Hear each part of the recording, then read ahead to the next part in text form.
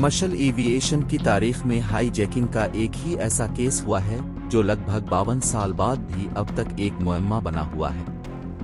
6WTV में एक मर्तबा फिर से खुश आमदीद। आज की वीडियो में हम इसी केस के बारे में आपको कुछ दिलचस्प हक़ाइक़ से आगाह करेंगे। जी हां दोस्तों, कमर्शियल एविएशन की तारीख में तैयारा हाईजैकिंग का वाहिद गैर हल शुदा केस और वो मुजरिम जो हकीकी मानों में फिजा में गायब होने के बाद अब तक एक मुइम्मा बना हुआ। 24 नवंबर 1971 की दोपहर अमरीकी शहर पोर्टलैंड से सेटल इंटरनेशनल एयरपोर्ट के लिए एक परवाज रवाना हुई, जिसमें सवार एक शख्स ने बम को फाड़ने की धमकी देकर भारी तावान हासिल किया। रकम मिलने के बाद हाईजैकर ने तमाम मुसाफिरों को रिहा कर दिया और तैयारे को मैक्सिको की जानिब उड़ान भरने की हिदायत की और रास्ते में पैसों के साथ पैराशूट को पहनकर छलांग लगाई और फरार हो गया। इस शख्स का असल नाम तो किसी को मालूम नहीं, लेकिन दुनिया इसे फर्जी नाम बीबी कोपर के तौर पर जानती है, जिसकी शनाख्त के लिए FBI ने 45 साल तक कोशिश करके हार मान ली। तैयारे की टिकट पर तो इसका नाम डॉन कोपर दर्ज था, मगर खबरों में गलत फहमी के बाइस ये बीबी कोपर के नाम से मशहूर हुआ। 49 साल बाद भी इस शख्स की शनाख्त, जाए वकू और मकसद के बारे में किसी को कुछ मालूम नहीं। किसी को नहीं मालूम कि तैयारे से छलांग लगाकर वो शख्स बच गया था या नहीं। आइए अब आपको बताते हैं कि इस तैयारा हाईजैकिंग में कब किया हुआ। बीबी कोपर नॉर्थ वेस्ट ओरिएंट एयरलाइंस की परवाज 305 पर सवार हुआ और तैयारे के पिछले हिस्से की नशिस्त पर जाकर बैठ गया। उसने सिगरेट जलाई और मशरूबात तलब किए और इस दौरान 23 साला एयर होस्टेस टेना को एक नोट दिया जिस पर लिखा था कि मेरे ब्रीफ केस में एक बम है, मैं चाहता हूं कि तुम चुपचाप आकर मेरे बराबर में बैठ जाओ। एयर होस्टेस टीना ने हिदायत के मुताबिक अमल किया और उसके बराबर वाली सीट पर बैठ गई। बीबी कोपर ने इसे अपने बाकी मुतालिबात यानी $2 लाख और 4 पैराशूट्स के बारे में बताया, जो सेटल इंटरनेशनल एयरपोर्ट पर लैंड करने के बाद इसे दिए जाने थे। पुलिस और फिजाई अमले की जानिब से एयरपोर्ट पर रकम और पैराशूट्स को इकट्ठा किया जा रहा था और दूसरी जानिब पायलट तैयारे को एयरपोर्ट के गिर्द फिजा में चक्कर दे रहा था। इस मौके पर मुसाफिरों को कुछ नहीं बताया गया कि उनका तैयारा हाईजैक कर लिया गया है, बल्कि मुसाफिरों को बताया गया कि एक मामूली मसले की वजह से तैयारे का ईंधन जलाया जा रहा है, इसीलिए तैयारा फिजा में चक्कर लगा रहा है। आखिरकार 3.5 घंटे तक फिजा में रहने के बाद तैयारा लैंड हुआ, जिसके बाद हाईजैकर को उसकी मतलूबा रकम और पैराशूट्स दे दिए गए। अपनी मतलूबा चीजें हासिल करने के बाद बीबी कोपर ने तमाम 36 मुसाफिरों और अमले के 6 में से 2 अफराद को रहा कर दिया। इसके बाद हाईजैकर ने तैयारे में दोबारा से ईंधन भरवाया और तैयारे के पायलट को मैक्सिको के लिए रवाना होने का कहा। इस वक्त तक रात हो चुकी थी और मौसम काफी खराब था, मगर बीबी कोपर ने पैराशूट पहना और मौसम के लिहाज से ओरेगन के मुश्किल मकाम पर तैयारे से बाहर छलांग लगा दी।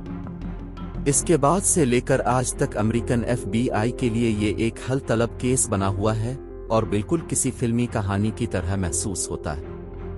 अब हम थोड़ी सी रोशनी अमेरिकन FBI के रिकॉर्ड पर डालते हैं कि उन्होंने इस वाक़ये के बारे में आज तक किस तरह तफ्तीश की। 1971 से 2016 तक FBI ने बीबी कोपर का सुराग लगाने की पूरी कोशिश की और उनके रिकॉर्ड के मुताबिक ये एक सफ़ेद फार्म शख्स था, जिसका कद 6 फुट 1 इंच और वजन 77 से 80 किलोग्राम था। उम्र 40 से 50 साल के दरमियान, भूरी आंखें और सियाह बाल थे। FBI ने सुराग लगाने के लिए हजारों अफराद से तफ्तीश की और वाक़ये के 5 साल बाद तक 800 से ज़ायद अफराद को मुश्तबा करार दिया, मगर कोई भी मुजरिम साबित नहीं हो सका।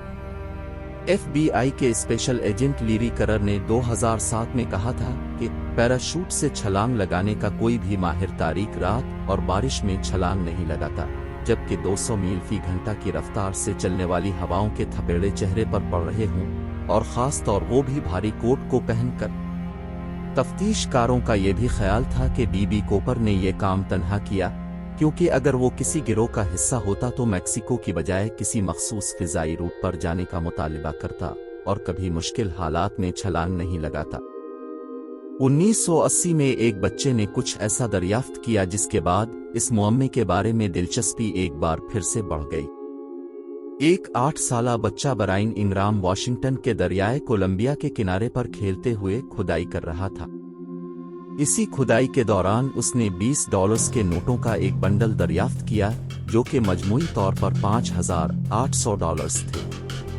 जब बच्चे के वालिदैन ने पुलिस से राब्ता किया तो उन्हें इल्म हुआ कि उन नोटों के सीरियल नंबर इस रकम के हैं जो डीबी कोपर को बतौर तावान दी गई थी। तैयारे में कुछ अशिया के अलावा ये वो वाहिद सबूत था जो हाईजैकर का मिला। नोट दरियाफ्त करने के 6 साल बाद ब्रायन इंग्राम को इस रकम में से $2,760 दिए गए। ब्रायन ने 2008 में $20 का एक नोट $37 लाख में नीलाम किया।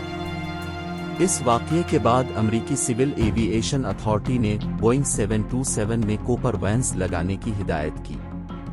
ये कोपर वैन दरहकीकत तैयारों के पिछले हिस्से की सीढ़ियों के बाहर लगाई जाने वाली चटखनी थी ताकि कोई भी परवाज के दौरान उन्हें खोलकर बाहर छलांग न लगा सके, जैसा कि डीबी कोपर ने किया और फिर हमेशा के लिए गायब हो गया।